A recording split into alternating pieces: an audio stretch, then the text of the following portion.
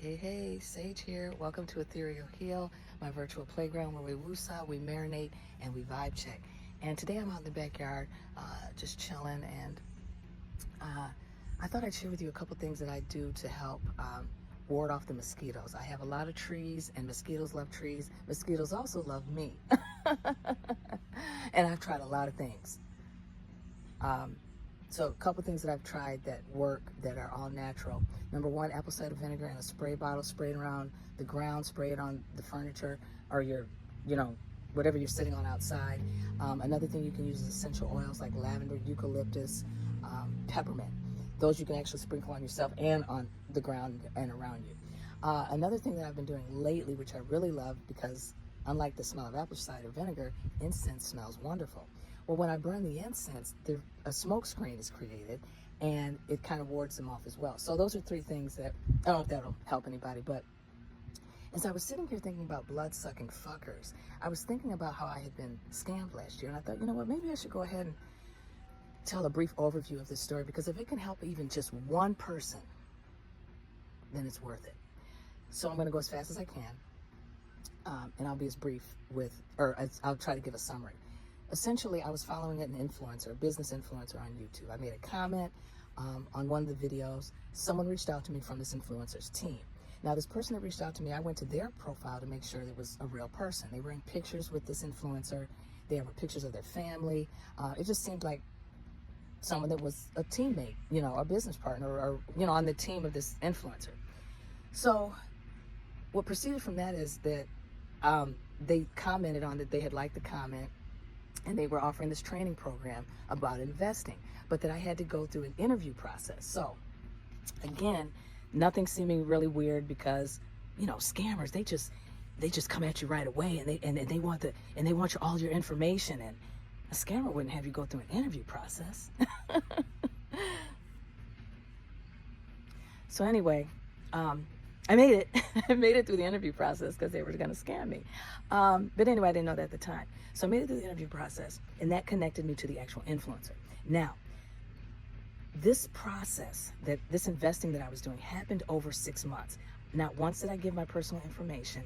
I was going to say not once did I give my money to them, but I did. Because the website, when they taught me about the investing, this website is where I would, deposit my money. And when I tell you, I've built websites before, and so I was looking for little clues to make sure it wasn't a fake website. And it just seemed so real. Even once I started investing, I was watching my money grow. It wasn't fast, it wasn't big, but incrementally it was growing. So that was another thing that made me feel good, because I'm like, okay, well, this isn't a get-rich-quick thing. I've taken time to learn, because they sent me videos to watch. I was learning. Now I'm putting to work putting into action what I learned. I'm seeing my money grow slowly. But that wasn't enough. I was like, you know what? To this influencer, because that's who I was talking to. Number one, be careful about being asked to leave the actual social media platform that you're on. They sent me over to WhatsApp or Telegram. I don't know which fucking one it was. But that's where I would dialogue with this said influencer. I asked for a picture. I said, send me a picture with a shoe on your head. Send a picture with a shoe on his head. And he looked pissed. And he's like, fine, he was irritated that I was asking for proof, but he did it. I know, guys. I know AI can look so real. But at the time, just be careful. Don't ever judge anybody. And those of you that have been scammed, I don't want you to ever feel embarrassed. Because for a long time, I didn't tell this to anybody because I felt like a jackass. Don't. All you can do is learn. Failures are individual lessons. Fail, F-A-I-L. Mistakes are lessons. Don't judge yourself. Even if other people judge you, fuck them. So anyway, back to the story. So on top of that, I was like, well, I want to hear your voice. He sent me a voice note. It was the influencer's voice, and he even said my name, and he was talking to me about the stuff that I was learning. It seems so legit, okay? I'm at 5 minutes. Okay, so over 6 months, and during this time, it's just, every other day, every other couple days, he might check in, and I might say something. I didn't give personal information, but I had shared that I had a daughter right out of college, that I wanted to teach about investing. Well, probably a month or so after I had said that, they got greedy. And they're like, well, we're offering this program. It's a scholarship. No, it's a grant program. We will give you money for your daughter to invest and to learn about what you're learning about. And I'm like, oh my God, really? And they're like, yeah, we're going to give you $40,000. Oh my God. It's so nice. What a great act of kindness.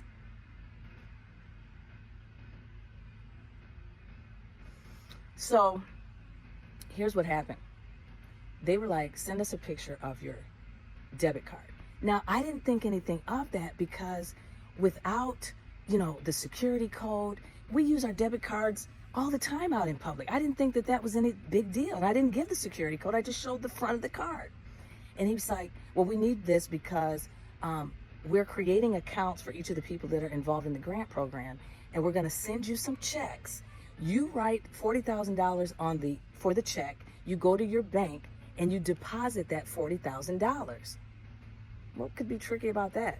It's their money. I still don't understand all the logistics of it. And I guess, no, I'm not even gonna guess. I don't get it.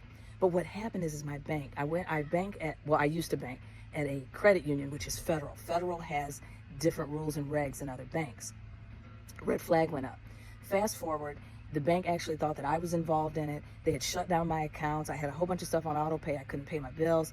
This all happened over like a 2-week period. And when I kept trying to question the bank, like, what is going on? Am I being scammed? All the while they were wondering, was I in on it? So when I drove up to my bank, when I found out that, I called and the lady kind of hinted that they were looking at me too, like I was part of it. So I freaked out. I went up to the local branch that I bank at. And I said, what's going on? No one's giving me any information. So the manager took me in the office and he showed me, what they were looking at. He said, now, I know how it might seem to you that maybe they thought you were involved in it, but this is just standard as far as they're shutting everything down. This is a scam. And I said, well, give me my money. I'm going to go to another bank. I said, because first of all, I'm devastated. Honesty is my middle name. And now I'm being looked at like I'm trying to steal and scam the bank. And I've been at that credit union over 20 years. But they treated me like a piece of shit. And so I left. And I did ask the guy on the way out, I said, should I wait at home for the police to come for me? Or what happens? And he's like, no, please don't feel bad. I was caught myself in a romantic, I'm the bank manager. I was caught in a romantic scam thing. So this happens more than you know, but just understand that because they don't know everything about what's going on, that's why they shut everything down. And I was like, well, I have bills to pay, so I'm gonna go to another bank. Why am I saying all this? I want you to understand, these scammers that are good at what they're doing, it's not so clear of what's going on. Well, you would say a scam isn't clear, but what I'm saying is they've gotten fucking good. The website looks so legit. They had me go through an interview process. And you know that what AI can have you, the voice and the pictures, all that kind of stuff. So be vigilant. My lesson that I learned, I am not going to do any fucking business that involves money, like an investment, unless I actually am on a Zoom or, you know what? I can't even tell you that because nowadays how do you know what you're looking at? You've got to use your own discernment. But I would hope that I'd be able to tell that if I'm talking to a real person on a Zoom versus a robot head. But that's where I'm at right now. It fucked me up. But I'm still smiling. I'm still moving forward. And I just want you guys to be careful out there. Peace.